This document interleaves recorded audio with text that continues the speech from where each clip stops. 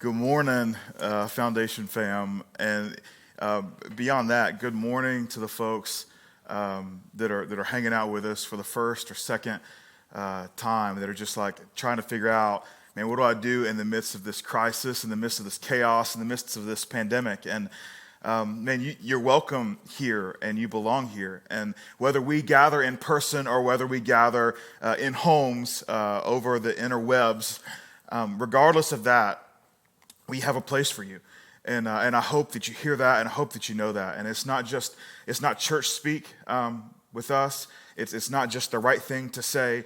It's what we truly and honestly believe, that you have a place here with this crew of folks that are just trying to make the world that we live in a better place, and we're doing it in the name of Jesus. And so welcome. One of the ways we do that is we partner with local businesses on the square. And it's the heartbeat, we believe, of downtown Newnan, and so we just try to support and to shop local and eat local as much as we possibly can. And one of those ways is we're something we've done for a while is we have Mad Mexican gift cards that we pay for, and we just send new business to Mad Mexican. It's a restaurant that's on the square, and it's one of our favorites. Chad and Angie Smith, they run it. And you can find them in there like 5-6 days a week of cooking food and taking orders and all that kind of stuff. And so one of the ways we support and shop local is by giving away gift cards to folks that are new. So if you're new with us and maybe there's a barrier, like I don't want to text in that number to get the gift card, think of it this way. So we're going to mail you the gift card, and it's just a way for you to continue to support local stuff. So I'll give you that number again. It's 678-661-6330. We'll put it in the comments as well. I would really encourage you, if you're new with us, let us send you that because we hopefully that will spur you on to supporting one of our favorite business owners here in the Newnan area. Hey, quick question for those of you who are parents, right? Yeah, both of you parents. Have you gotten through the stage of where your kids ask why all the time? No, not okay. So you're now. Mine are way younger. That's right. Yours are way younger, and well, she's got a little one that's this is a similar age range, right? So I guess it never stops, right? I've got two kiddos, and yeah, Emerson, our little boy, Emerson, if you're watching, hey buddy, he asks why a lot. When we ask why, when we're trying to figure out, hey. As our mind is growing and developing, there's this constant need to ask why, and it's like, hey, Dad, why do you cut the grass one way one week and then another way the other week? It's like, okay, well, my brother owned a lawn care business, and he told me not to cut the grass a certain way because it would put ruts in the yard, and then he'd be like, but why? Well, because the lawnmower is pretty heavy, and when it goes in the same exact place every week, then it puts ruts in the yard. But why? Okay, well, it's because the ground has groundwater in it, and then there's water underneath the surface, and then so you ride over it. Why? Because the ground collects, like it just never ends, right? It just never ends, this constant asking of why. But I think, here's the thing, and I don't know, I mean, correct me if I'm wrong, I think if we spend enough time, I don't know if you've ever gone on I'll answer, you just made up in your mind, I'm going to answer every why question with an answer until they run out of whys. I don't know if you've ever done that. They don't, right. I think that they might be onto something, that it might be important for us to ask that question of why until we actually have the root cause, root answer, right? I think that might be a really, really important thing. I don't know if we put enough value on us having the answer to why. And this week we're actually going to be trying to dive in and help you answer why to a very important question. And we're wrapping up our Hope is Rising series.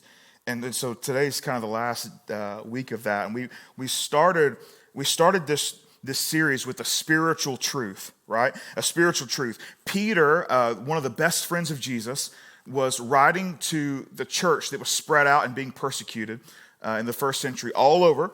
And he's writing to churches that are meeting in their homes, that are scared, that are frightened, that are undergoing some suffering. They're having to grieve through some loss. And so there's some similarities to what we're doing as a church, meeting in our homes, not able to gather, all those things. And so Peter is writing a letter to them that says, hey, here's the deal. Suffering is coming, but hey, at the end of the day, it's going to be okay because hope is rising. And he looks back at Jesus and he says, hey, because Jesus resurrected from the grave, even in the midst of our separation, even in the midst of the persecution and the trials and all those things, hope is still rising. We might not be able to see the light at the end of the tunnel, but we have hope that we know for sure the light is at the end of the tunnel. We might not be able to see it yet, but we know it's there. So that was week one. Week two, another follower of Jesus, his name was Paul. He's a church planter. Paul told us, through writing one of his letters, he said, hey, here's the deal. I'm going to give you, Peter gave a spiritual truth, and then Paul gives some spiritual advice. And that in-between time from, hey, we have hope is rising, but the light is not there, he says there's patience in the waiting, that sometimes God can be in the waiting. In other words, just because we can't hear what God is doing doesn't mean that God's not up to something. And we wrestled with, when our kids are really quiet, and when they get quiet and they're playing in their room, automatically we think if we can't hear them, they must be up to no good.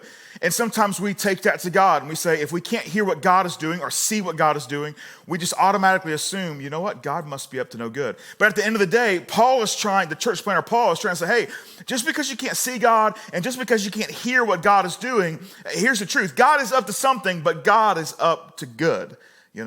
And so that was that spiritual advice, to be patient in the waiting, that God can be in the waiting. And so we had a spiritual truth, right? Hope is rising.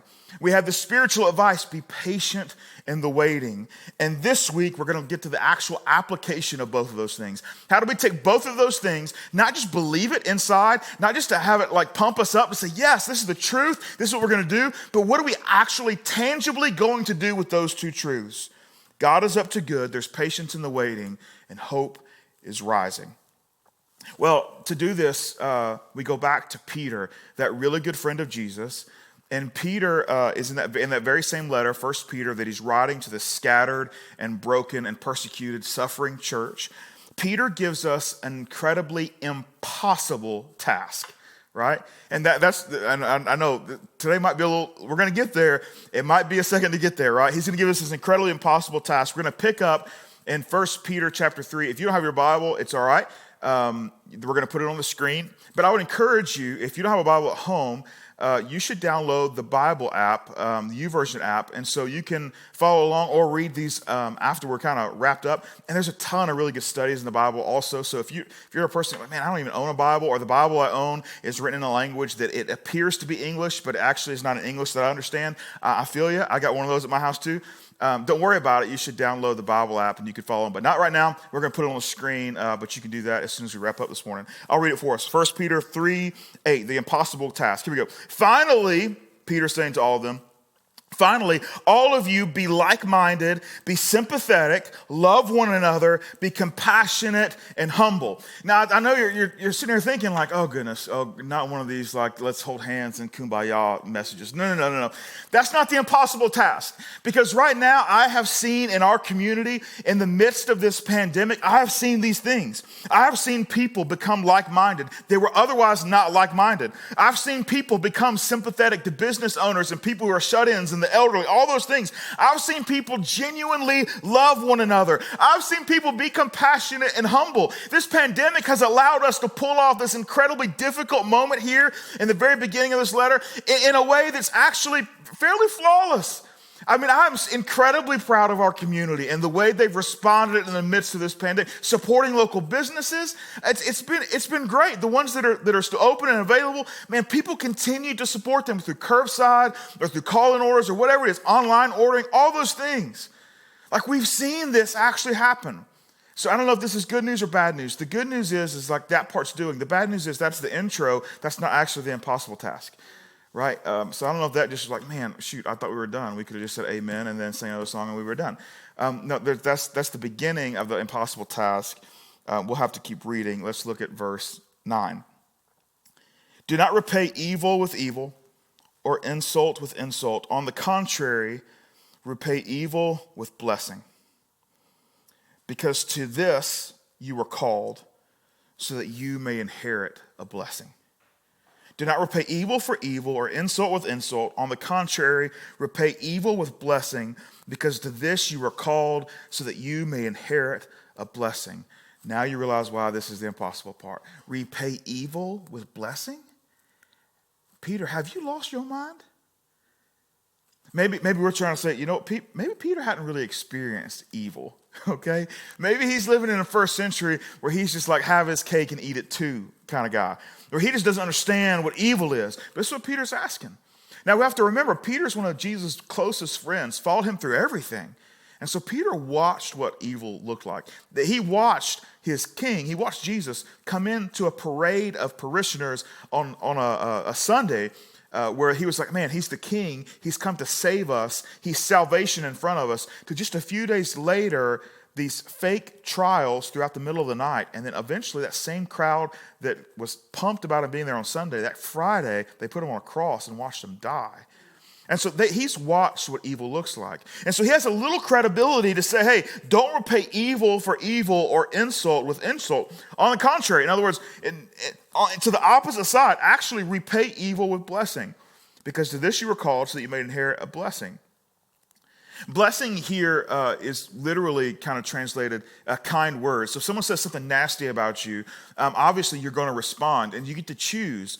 Are you going to say something nasty back, or are you going to say something kind back? And so Peter is saying here, hey, when you receive that harshness, that ugliness, then maybe just have an internal thought that says, I want to repay that with blessing, with kind words, instead of a reciprocated, you know what, you're here, watch me elevate it to here. You know what I'm saying? I mean, watch this mama bear work, because you attack my kids, just believe me, I'm about to come over this, and I'm going to take it to 10. You know what I'm saying? If there's 11, I'll find 11. If I can't find it, I'll dig it. And as you see what I'm saying? I think you feel me, right? In other words, the simple thing, I guess the simplest way to put it is, if you're a follower of Jesus, Jesus people should be doing Jesus things.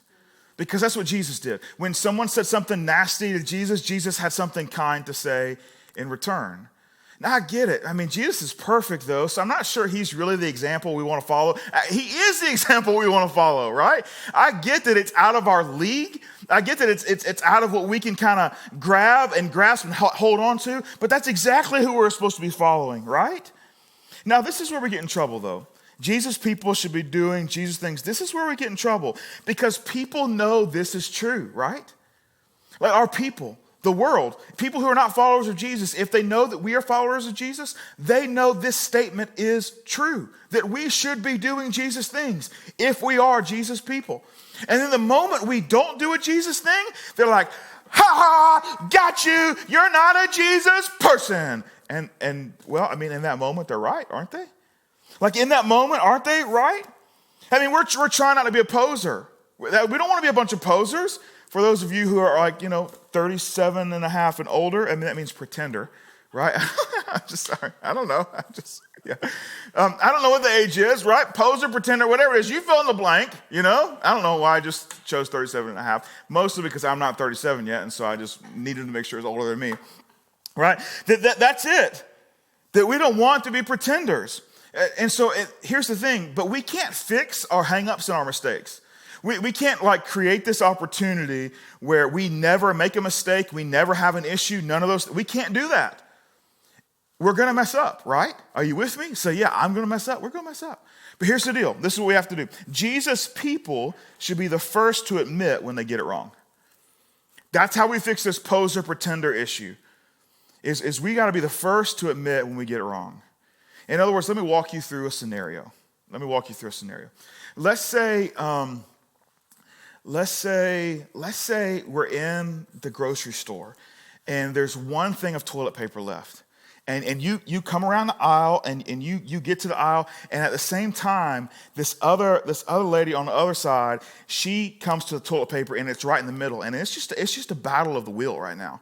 There's one left. You both lock eyes on the toilet paper at one time, and then you start. It's off. It's like Chariots of Fire. Dun dun dun dun dun dun like slow motion, you're going towards this toilet paper, and then you bash buggies into one another and you get the toilet paper, right? You're like, yeah, come on. What you got, girl? I still got it, right? I don't know why I keep using women. I mean, I'm a guy. You push him over and the guy's on the ground. You're like, what? What, son? You should have got some bigger biscuits and your buggy wouldn't have flipped over, Put some more weight in that thing. I don't know. I have no idea, right? I'm not really sure, right? But in the moment, that person looks up from the ground and they look up at you and like, hey, what does that "you belong here" sweatshirt mean? I go, I've seen those triangles. Isn't that a church thing? As their busted biscuits are all over the floor. And in that moment, that's when we get to decide, well, how do we respond? Because internally we're like, yeah, but my butt needs wiping, so I need this toilet paper, right? That's what we're thinking. And so this is mine. I got finders keepers, possessions 9/10 of the law. I got here first. That's what we're thinking. How do we respond in that moment? I think that's the tough part. I think that's the tough part for you to say, you know what? You're right. Is that doable for us to say that? Is it doable to say, I just made a huge mistake and I can't undo it. I think this memory will probably be with you forever, that I just put you on your rear end over toilet paper. But you're right, and I appreciate you calling me out. And as much as on the inside, I don't want to agree with you, I agree with you. And there's no excuse for me treating this way. And it hurts for me to be able to acknowledge that. And I really don't know how to fix it, other than I'm really, really sorry. Because you're right. I think it requires that immediate moment of, can you train yourself and put inside of you this response of, hey, thanks for calling me out on it. Now, it might actually be easy for the person in the grocery store. What's not easy is when it's like your spouse and they call you out on it in your house. And like, hey, that's not very Christian of you. And you're like, oh my, And it's then do we have the ability to say, you're right. You're right. That probably isn't the best thing. I think that moment needs to happen. I don't know how we bring ourselves to be able to do that, other than to be able to think about it ahead of time. That's part of this impossible piece. But I don't think the action of how you carry that out is really the important part. I think that will come. I think the impossible thing is how do we create that action inside of us? How do we give ourselves a foundation to kind of stand on to make those things happen? And Peter is attempting to do this here. He gives this statement of don't repay evil for evil, but repay evil with blessing. And then he tries to think in their minds, how can I reinforce this? And the way he comes up with it, he quotes a psalm that's over 1,000 years old. And I'll read it for you. It says this in 1 Peter 3:10-12. He quotes the psalm. He says, whoever would love life and see good days must keep their tongue from evil and their lips from deceitful speech. They must turn from evil and do good. They must seek peace and pursue it. For the eyes of the Lord are on the righteous, and his ears are attentive to their prayer. But the face of the Lord is against those who do evil. In other words, what Peter is attempting to say is, hey, I have this impossible task for you. I don't want you to repay evil for evil. I want you to repay evil with blessing. And in order to kind of call you to how important this is, I want to quote a passage from the Old Testament or the Hebrew Bible, the Jewish Bible. I'm going to quote this Old Testament passage that's over 1,000 years old. And as I'm doing that, I'm hoping to instill in you that this isn't a new thing. That this has been an expectation of people who follow God, of God's people, for some time, right? That this is an expectation that God has had for his people for some time. This isn't a new thing that I'm bringing to you. This isn't this brand new thought or this ground-shattering breakthrough moment in theology and thought. None of that. This is old news. I'm just bringing you a reminder. And then it's almost like an invitation saying, would you join into this heritage of repaying evil with blessing, instead of what the rest of the world does and repays evil with evil? He said, hey, I want to invite you into a story that's bigger than you. I want to invite you into an approach towards humanity that's greater than humanity, that's countercultural, that's different than what we're accustomed to. It goes against our natural inclination and urges, and actually aligns us more with Jesus, aligns us more with the Father God. That's what his invitation is. And I guess this is where we have to ask the question, though, that every kid continues to ask. But why? But why? Like, I get that we've done it for a long time. I get that that's what God wants. I get that's what Jesus wants. But why? You know? And I think that's a really fair question. Peter realizes this question's coming with his audience. And so he prepares an answer.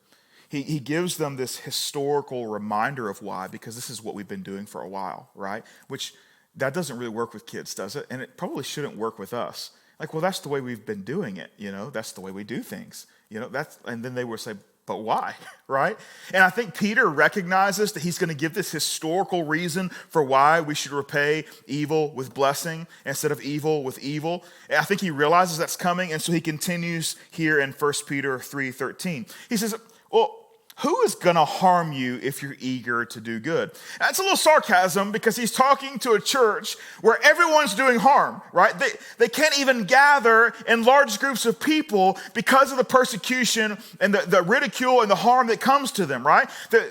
So it's kind of a little sarcastic. He's like, yeah, I mean, obviously, who would harm you if you're eager to do good? And this church is eager to do good. They would love to love on their community. They would love to serve in their community, but they're just struggling to do it openly because of the ridicule that's coming.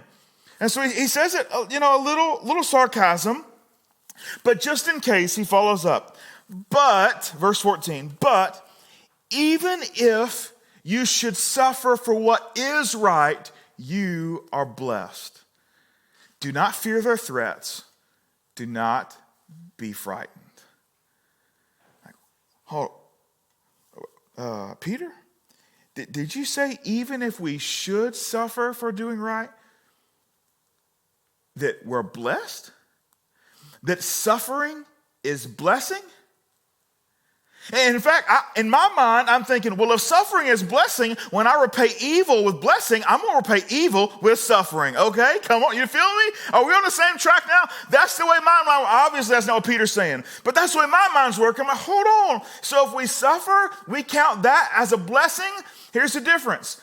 People that are doing evil to you, right? People that are doing evil to you are not following Jesus, are all up in your grill.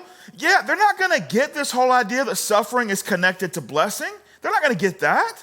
So you can't repay them with more suffering and say, now we're even, blessed and blessed. There we go. That's it, right? That doesn't work.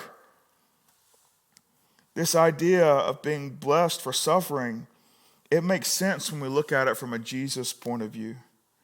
At the end of the day, yes, blessed. Following in the footsteps of Jesus requires enduring the hardships of Jesus, right? In other words, anytime we get to participate in what Jesus went through or participated in, that is a blessing to us. Not because it's an actual blessing, because it's a blessing to partake in what Jesus, went through. That's where the blessing is. That it puts us in the same place that Jesus stood. It allows us to experience the same things that Jesus experienced in that moment. And therein lies the blessing. Anytime we can become more like Jesus, that is a blessing. People who don't know Jesus, they're like, why would I sign up for that? I get it. I get it. In fact, maybe, again, they're asking the good question. Why? Why is it that when we experience suffering that we can consider it a blessing? Why is it that being more like Jesus, even if it hurts a bit, is a blessing? Why? All of these things. I want to pause for a second on the why question. because I loved how he puts it in verse 14. We'll put it back on the screen. It says, do not fear their threats. Do not be frightened. Literally, if you read it in the original language, it says, do not fear what they fear. It doesn't say what fear their threats, but they just kind of help you with the meaning. In other words, the people that are oppressing you or causing the suffering, in their mind, when they're doing it intentionally, they're doing it because they're thinking, you know what? What would cause them to suffer?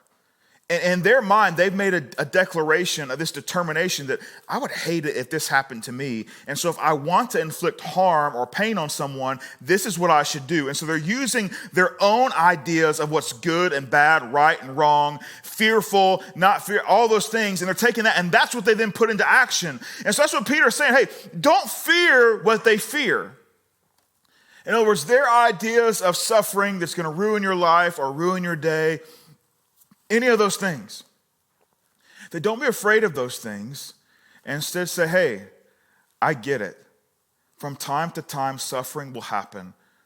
But I'm going to count it as blessing because it unites me in a unique way to Jesus. So you don't have to fear what they fear. So that's the impossible thing. There's your explanation-ish. This don't repay evil with evil, but repay evil with blessing.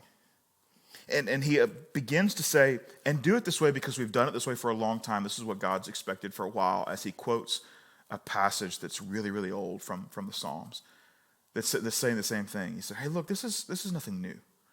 And then he takes it a step further and says, and your first level of why really goes to because it makes us more connected to Jesus. And so we have this is the long-standing desire of God for us to repay evil with blessing instead of evil with evil. We have this long-standing, and the bonus is that it connects us with who Jesus is and allowing us to understand or experience what Jesus experienced. But he doesn't stop there because he knows there's still another question.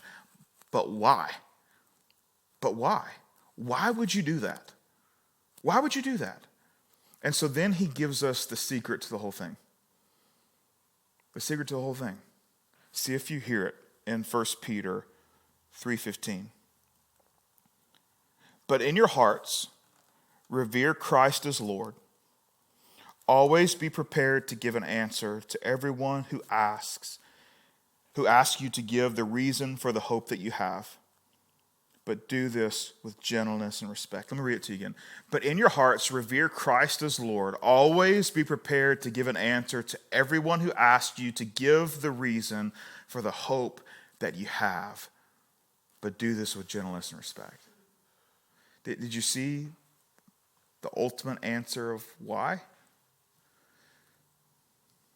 Did you see it? Let's pick it apart for a second. Most folks will focus on the second sentence. We'll leave this up for a minute. The always be prepared to give an answer to everyone who asks you to give a reason for the hope that you have, right? That in and of itself says, hey, that's a why question, right? What is your answer? That when people ask, why do you have this hope that you have? That's where people mostly focus. But if we go back and we look at the original language, that second sentence that I just read, that starts with always be prepared, isn't actually a sentence. It's a clause connected to the preceding sentence. And in literature, a clause is a phrase, but it can't stand on its own. It can't stand on its own merits. It's connected, or a piece, or it gathers meaning from whatever it's connected to. In this case, it's the sentence before it. In your hearts, revere Christ as Lord. Always be prepared to give an answer to everyone who asks you to give the reason for the hope that you have. In other words, for us to begin to get at the heart of this why question of why we should repay evil with blessing, why we should do things that God has called us to for a long time, why should we value the connection to Christ and experiencing what Jesus has connected. All of those things goes back to this idea of revering Christ as Lord. Like from the very beginning, that's what it is. If we can figure out how to, inside of our hearts, revere Christ as Lord, if that's possible, if that's something that we can do, then the rest of this will begin to make sense. If we can answer the question, how do we get our hearts in a place to revere Christ as Lord, then we'll have an answer for the hope that we have, and then we'll be able to understand why we repay evil with blessing, why we should do things that God's always asked us to do, and why it's important for us to have a connection with Jesus and experiencing the hardships that Jesus experienced. So it begins with that. Revere means to respect and admire. How do you get to a place where you respect and admire Jesus Christ as Lord? How do you do that? Christ is another word for Savior. Maybe one of the questions is, what has he saved you from? Lord means king or ruler. What is he in charge of in your life? Here at Foundation, we have a value, and that value is very simply put influence. We value influence, and it's not one of those things where we value influence in our community or politically or anything like that. We value God's influence in our lives. So personally, we would hope that if you want to be a part of what Foundation is doing, that you would begin to have that as a value for your life. That you would ask the question, hey, how much do I value God's influence in my life? And we break your life up into 3 different parts: who you are, what you do, and what you have. And so those 3 pieces, we believe that God ought to have the most influence in all 3 of those areas. And when he does, God has legit influence in every piece of your life, right? Who you are, what you do, what you have. Who you are, the things that happen on the inside of the brain, right?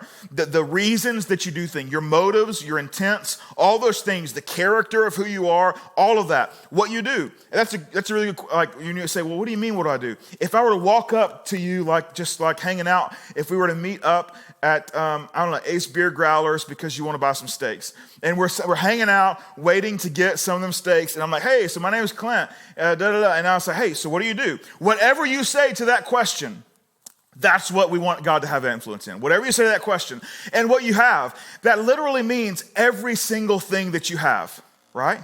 I mean, even down to the simplest, smallest things, you know? Like, let's say you have a John boat, right? Let's say you have a John boat. Does God have influence in what that John boat does? You know, does the John boat take you away from your family, 40 hours a week, on top of your 40-hour week job, and then the weekends, it's just like every weekend is John boating, right? I don't know. That's a good question. Does God have influence there? Or does the John boat take you to places to be a part of conversations and environments that God probably wouldn't be all that honored with, right? And so the John boat is just the catalyst to get there, and then, or maybe it's not a John boat, maybe it's a hunting club. I don't know. I'm talking to guys for a second. And maybe when we get in those moments, it puts us in a place, and we begin to interact in a way where God has no influence here. And so every single thing that you have, does God have influence there? Does God have influence there? Your house, rented or owned, does God have influence there? All of those things. And when God has influence in who you are and what you do and what you have, that's a really good place to be. It means that God then has control. That's that Lord piece for us to say, hey, we want to make sure that we revere Christ as Lord so that we have an answer, as Peter said, have an answer for the hope that you have. If that's the foundational piece of, but why? But why? But why? Well, because Jesus Christ, I revere him as Lord. He has complete influence in my life. Not like every moment do I get it right. I'm the first to admit when it's wrong. But that's my hope. My hope is that he has influence in every part of who I am. And I respect and I admire him. And he sits in that place inside of me, right? That's in my heart. That's where he is. I think that's a good place. And if you can say that about Jesus, then you can begin to build your answer that Peter says. We want to put that passage back up, 1 Peter 3:15, because it says, hey, but in your hearts revere Christ as Lord. And he says, and always be prepared to give an answer to everyone who asks you to give them a reason for the hope that you have. And so Peter is calling us to be prepared to talk about it. Not just to live it, but to talk about it. And I find that this is one of the most difficult things for a follower of Jesus to do. Like sometimes we can tell our story of why we revere Christ as Lord, why he has influence in our life. But sometimes it would take us like, okay, you got, like this is not a quick little talk. You got like an hour? Can we sit down and talk? Like it's not one of those things. And I think that when it says everyone, it means like in the checkout line, like as you're checking out and you strike up a conversation, as you're like just hanging out at the ball field with another parent. Man, don't we miss the ball field? I miss the ball field. Man, we found this week, spring season's canceled. I know my heart is hurting with you. But in those moments, right? In those moments, do we have an answer? When we're sitting on the bleacher or we're standing on the fence watching our kids play or whatever, is sitting down in our camping chair next to another parent or aunt or grandma, whatever, and the conversation comes up, do you have an answer? And what I've found is that most people don't. And for some people, their answer's simple. I grew up in the church and I've never known anything different. And which isn't really a great story, but that's just what it always is. Or then the other side of it is, I've got a story. Wait till I tell you how I trashed my life and Jesus fixed it. Hold up, buckle your seatbelt. Here it comes. Right? Like it's one of those two extremes a lot of times, right? And while I think there's appropriate moments for each of those, if we're going to have an answer when someone asks about, in this moment of when someone calls you and says, man, how's your family holding it together? I can't imagine, having X number of kids in the house. How are y'all doing it? And then you have an answer to say, well, honestly, we rely a lot on Jesus, And they're like, yeah, but how does that make a difference in this? And then all of a sudden you have an answer. We thought about this as a staff, and we want to help with this. And so this Wednesday night, I'm going to be hosting a Zoom class online, which is called Sharing Hope 101. And it's just going to help you, no matter where you're at, to help build your answer, right? Your answer, and I think it's not complicated, but I do think there's some verse 4 kind of steps we need to kind of go through, and I want to help lead that. And so you can register for that right now. It's going to be a Zoom call, so we're going to have to send you the link. You can register right now for that class. It's Wednesday night at 8:30 p.m., and it'll go about 45 minutes to an hour, and we'll be able to interact, and you can ask questions in the middle of it because it'll be a Zoom call, all those kind of things. And so we're going to send out the Zoom link on Wednesday afternoon because we don't want a bunch of Zoom pirates taking over our Zoom call, as we've seen pretty often here on social media. And so we'll send out the Zoom link late Wednesday afternoon. You can sign up and register right now at foundationnewnan.com/sharinghope. Or you can go to the calendar, or if you got the app, you can open up the Church Center app, and under events, it's the very first one, I believe, first or second one that pops up, and you should definitely sign up for this week. It's going to be a really cool thing. Plus, I miss seeing people's faces, and I know, I think we have a limit to how many people can get on the Zoom call, but it will go until it fills up, and then that's what we'll do. So you have to register, so please, you can go do that now. And then hopefully come Thursday, you'll know, hey, this is how I craft that response. And I don't mean like preach a sermon, because that's lame. Hopefully today wasn't lame. But you know what I'm saying? Like, I don't mean that. Like in the middle of the public, you're like, hear ye, let's, but you know what I'm saying? But I am saying that you have a way to respond that says, yeah, I can tell you exactly how we've made it through this. And then you begin to share with them the 60 to 90 second answer for the hope that you have. And that's what we want to do. Again, we're asking the question, why does Peter think this is so important? This is where we're going to kind of wrap up. Why does Peter say this is so important? Well, he's actually speaking from experience. You see, if you're a follower of Jesus, maybe you're already starting to think about where we're about to head with this. You see, there was a moment in Peter's life where multiple people attempted to get an answer from him about the hope that he had. It was on the night that Jesus was going through his trials. It was during the moments that Jesus was about to head towards the cross. And 3 different times, someone approached him and said, hey, aren't you part of that crew? Aren't you part of those people? Aren't you part of what Jesus does? Peter didn't have an answer. In fact, Peter's answer was, nah, don't know what you're talking about. Or, I don't know him. No, you're wrong. And I think Peter is trying to make sure that you never experience the hurt that he experienced when he needed an answer for the hope that he had, and he didn't have one. Because in that moment, the hope that he had was on trial. In that moment, the hope that he had was headed towards a cross. In those moments, the hope that he had was about to take their last breath.